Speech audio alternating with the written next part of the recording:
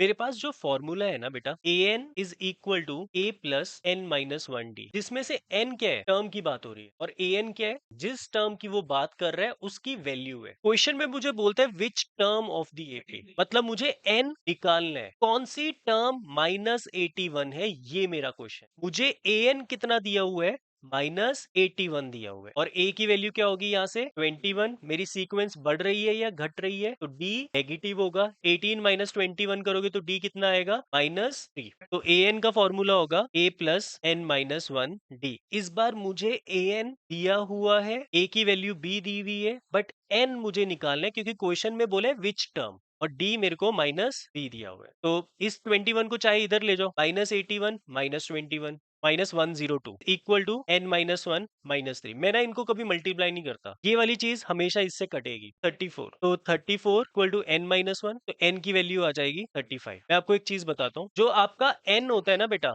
बड़ी इंपॉर्टेंट चीज है। n का मतलब क्या है, टर्म, है ना। अब मुझे एक चीज बताओ, क्या कभी जीरो वाली कोई टर्म होती है, जीरोथ टर्म? टर्म शुरू किससे होती है, 1 से। तो जो n की वैल्यू है वो स्टार्ट किससे होती है, 1 से। क्या कभी आधी टर्म होती है, फ्रैक्शन में टर्म हो सकती है?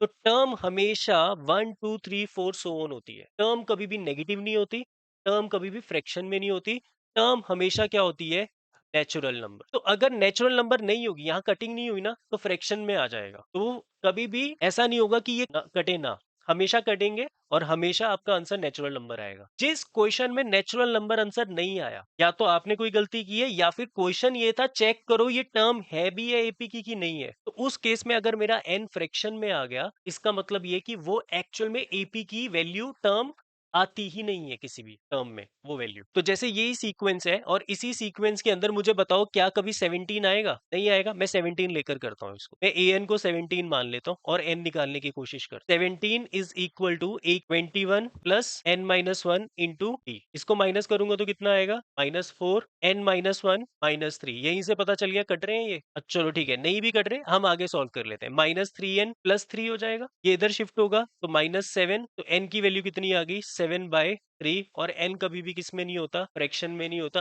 क्यों? क्योंकि ये एपी की ये जो वैल्यू है 17, इसमें इंक्लूड ही नहीं करती, हमने खुद से एक टर्म बीच में डाल दी, वो जो कि एपी की नहीं है। क्लियर हो रही है वाली बातें? अब बोल रहे हैं also is any term zero, क्या कोई टर्म जीरो है? तो अब आप पता है क्या करो, ए एन को क्या ले लो, जीरो, और जीरो लेकर एन की वैल्यू चेक करो। अगर आपका एन नेचुरल नंबर आया तो हाँ टर्म है, और अगर आपका एन नेचुरल नंबर नहीं आया तो वो इस एपी की टर्म नहीं है। चेक करो फटाफट।